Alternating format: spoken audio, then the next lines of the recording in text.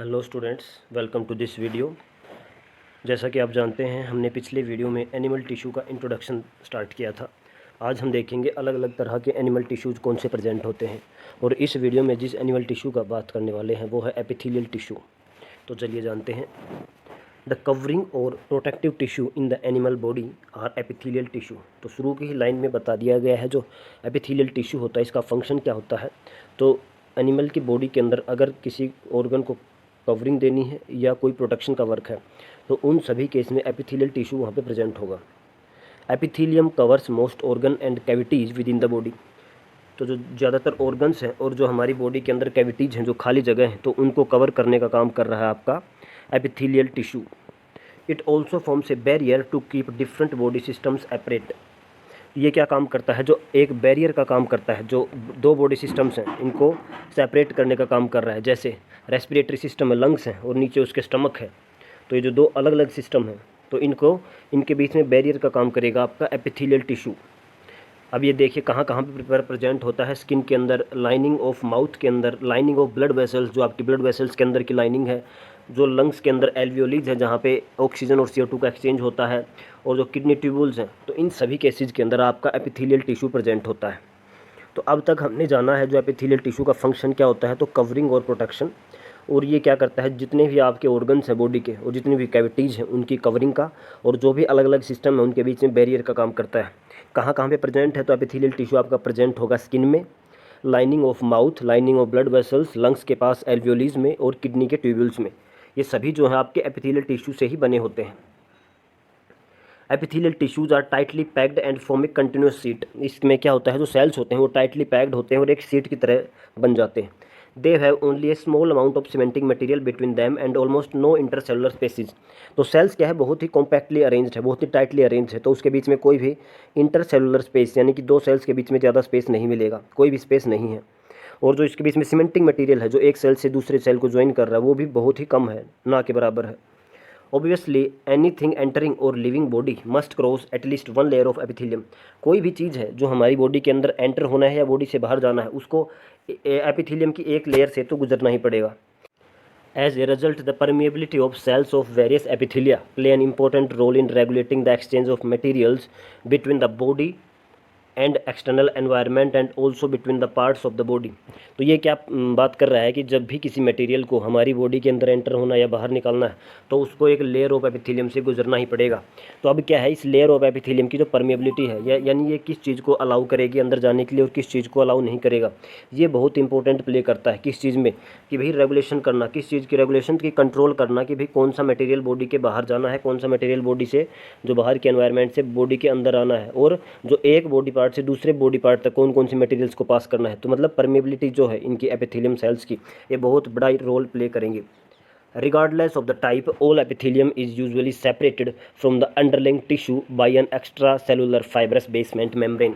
तो सभी जो टाइप्स के एपिथेलियम टिश्यू हैं, वो जो नीचे जो भी उनके टिश्यू प्रेजेंट रहेगा, क्योंकि ये क्या है, बाहर की कवरिंग है, अब कवरिंग के नीचे और भी टिश्यूज़ हैं, तो जो नीचे का टिश्यू प्रेजेंट रहेगा उससे ये एक extra cellular fibrous basement membrane से सेपरेटेड होता है। मतलब दो टिश्यूज़ के बीच में, एपिथेलियम और जो इसके नीचे दूसरा टिश्यू है, उसके बीच में एक extra cellular fibrous basement membrane present होगी। आगे देखते हैं। Different epithelia show different structures that correlate with their unique functions. अलग अलग तरह के एपिथेलियम टिश्यूज़ होते हैं जिनके कि अलग अलग फंक्शंस होते हैं और अलग अलग स्ट्रक्चर्स होते हैं। For example, in cells lining blood vessels और lungs alveoli where transportation of substances occurs. जो आपके ब्लड वेसल्स की लाइनिंग है अंदर की, और जो लंग्स के अंदर एल्वियोलीज हैं, ग्रेप लाइक स्ट्रक्चर्स हैं, उस केस में क्या होगा कि क्योंकि वहाँ पे क्या करना होना है, ट्रांसपोर्ट होना और एक्सचेंज ऑफ मटेरियल होना है, तो वहाँ पे क्या होगी, एक सेलेक्टिवली परमेएबल सरफेस रहेगा। There is a simple flat kind, मतलब बहुत ही सिंपल फ्लैट काइंड की एक लेयर प्रेजेंट रहेगी, सेलेक्टिवली परमेएबल रहेगी, जो कि वहाँ पे प्रेजेंट होगी। This is called simple squamous epithelium. ये जो आपको डायग्राम दिखाया गया है, ये क्या है, सिंपल स्क्वेमस एपिथेलियम है। इसका एग्जांपल कहाँ प्रेजेंट होता है, तो ये आपकी प्रेजेंट रहता है ब्लड वेसल्स की जो अंदर की लाइनिंग है वहाँ पर मिलेगा, और ये जो लंग्स के अंदर एल्वियोलीज होती हैं जहाँ पर CO2 और जो ऑक्सीजन है वहाँ पे एक्सचेंज होगा, और वहाँ से वो ब्लड के थ्रू अलग अलग सेल्स तक जाती हैं, तो वहाँ पे क्या होना है, ट्रांसपोर्ट होना है। तो सिंपल एक मेम्ब्रेन प्रेजेंट होनी चाहिए, बिल्कुल ही थिन मेम्ब्रेन, तो वो है ये आपका सिंपल स्क्वेमस एपिथेलियम टिश्यू बोल देते हैं। ये क्या है, एक टाइप का एपिथेलियम टिश्यू ही है, इसका नाम है सिंपल स्क्वेमस एपिथेलियम। देखिए simple squamous epithelium cells are extremely thin, बहुत ही थिन होते हैं, एंड फ्लैट होते हैं, and form a delicate lining. तो इसकी प्रॉपर्टीज़ क्या होती है, एक्सट्रीमली थिन होते हैं, डेलीगेट होते हैं और फ्लैट सेल्स होते हैं, ज़्यादा इनकी हाइट नहीं होती। और ये इनका मेन फंक्शन क्या होता है, लाइनिंग देना, कोई भी दो सरफेस है उसके बीच में लाइनिंग देना, उसके बीच में सेपरेशन देना, और वहाँ अब उस लाइनिंग के थ्रू क्या होगा, ट्रांसपोर्ट होगा, ट्रांसपोर्ट ऑफ सब्सटेंसेज होगा। तो जो आपकी ब्लड वेसल्स हैं और जो लंग्स के अंदर एल्वियोलीज हैं, इनके अंदर आपका प्रेजेंट रहेगा सिंपल स्क्वेमस एपिथेलियम टिश्यू। और ये कहाँ कहाँ प्रेजेंट होता है, देखिए the oesophagus and lining of mouth are also covered with simple squamous epithelium.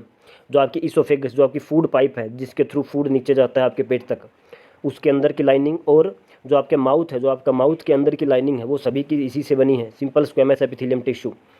और जो आपकी स्किन है, the skin which protects the body, जो आपकी स्किन है जो आपकी बॉडी की प्रोटेक्शन का काम कर रही है, is also made up of squamous epithelium. ये भी किस चीज़ से बनी हुई है, स्क्वेमस एपिथेलियम के अंदर ही। Skin epithelial cells are arranged in many layers to prevent wear and tear. अब क्या है, ये बनी तो हुई है किसकी, स्क्वेमस एपिथेलियम की, लेकिन उसकी बहुत सारी लेयर हैं। क्यों लेयर हैं, ताकि स्किन को के मेन जो फंक्शन है प्रोटेक्शन का वो अच्छे से हो सके, ताकि वियर और टीयर की प्रिवेंशन हो सके। Since they are arranged in a pattern of layers, जब क्या है आपके स्क्वेमस एपिथेलियम एक लेयर के पैटर्न के अंदर अरेंज होते हैं, तो उसको हम कह देते हैं स्ट्रेटिफाइड स्क्वेमस एपिथेलियम। देखिए डायग्राम साइड में, स्ट्रेटिफाइड स्क्वेमस एपिथेलियम, ये क्या है, एक लेयर है। ये जो स्क्वेमस है उसकी अलग अलग लेयर बनी हुई है, तो जब एक लेयर की फॉर्म में प्रेजेंट रहते हैं तो इसको हम कहते हैं स्ट्रेटिफाइड स्क्वेमस एपिथेलियम। आगे देखिए, where absorption and secretion occurs, जहाँ पर सब्सटेंसेस की एब्जॉर्प्शन होती है, उनको एब्जॉर्ब किया जाता है या कोई सब्सटेंस को सीक्रेट किया जाता है। As the inner lining of intestine, जैसे कि आपके इंटेस्टाइन के अंदर क्या होता है, जो डाइजेशन के बाद जो स्मॉल फूड पार्टिकल्स बन चुके हैं, जैसे कि ग्लूकोज सिंपल फॉर्म में ब्रेक हो चुका है फूड ग्लूकोज में, तो अब ग्लूकोज का क्या होगा, वहाँ पे एब्जॉर्प्शन होगा। तो स्मॉल इंटेस्टाइन के अंदर क्या होते हैं, tall epithelial cells are present. Tall epithelial cells है, वहाँ पर जो सेल्स हैं उनकी हाइट जो है थोड़ी टॉल है। This columnar epithelium facilitate movement across the epithelium bear, इसको हम कहते हैं कोलुमनार एपिथेलियम टिश्यू। देखिए डायग्राम में, कोलुमनार एपिथेलियल टिश्यू ये है आपका। ये क्या, इनकी मेन प्रॉपर्टी क्या होती है, इनकी हाइट जो है टॉल होती है, ज़्यादा टॉल होती है। इनका मेन फंक्शन क्या होता है, जहाँ भी बॉडी के अंदर एब्जॉर्प्शन और सीक्रेशन का काम होना है, उस केस में आपके कोलुमनार एपिथेलियम सेल्स मिलते हैं। अब एक और आएगा आगे, देखिए this columnar epithelium facilitates movement across the epithelial barrier.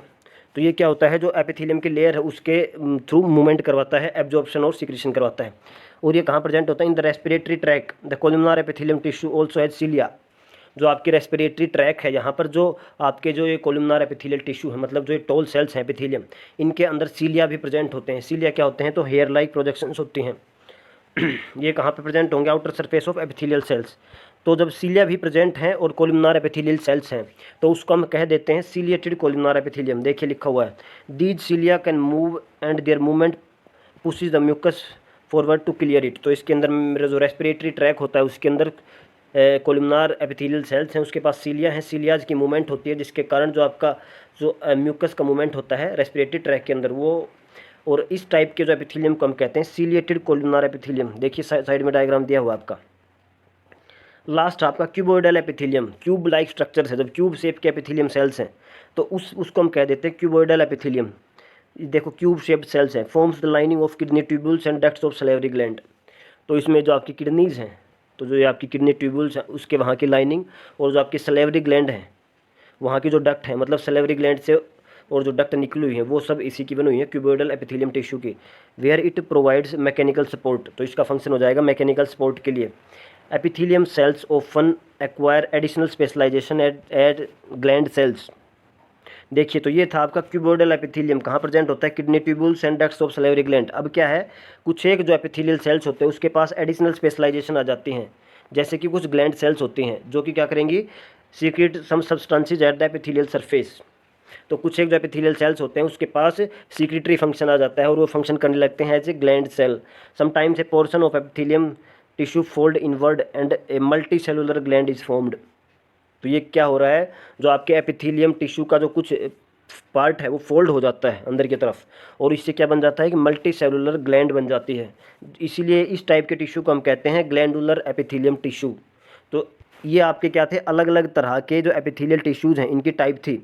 कि भी स्क्वेमस हो सकता है, स्टीरिएटेड हो सकता है, आपका क्यूबोइडल हो सकता है, सीलिएटेड कोलुमनार हो सकता है, कोलुमनार हो सकता है, और लास्ट में हमने पढ़ा है कि ग्लैनुलर एपिथेलियम। तो ये सब क्या है, अपने अलग अलग फंक्शंस परफॉर्म कर रहे हैं, अलग अलग इनके शेप हैं, स्ट्रक्चर्स हैं, और इनके बेस के ऊपर इनका अलग अलग फंक्शन मिला हुआ है, जिनको अलग अलग बॉडी पार्ट्स के अंदर दिखाया हुआ है। तो ये था आपका एपिथेलियम टिश्यू। अगले पोर्शन में हम करेंगे अबाउट कनेक्टिव टिश्यू, कि भी कनेक्टिव टिश्यू होता क्या है, फंक्शन क्या है, अलग अलग तरह के कनेक्टिव टिश्यूज कौन से होते हैं।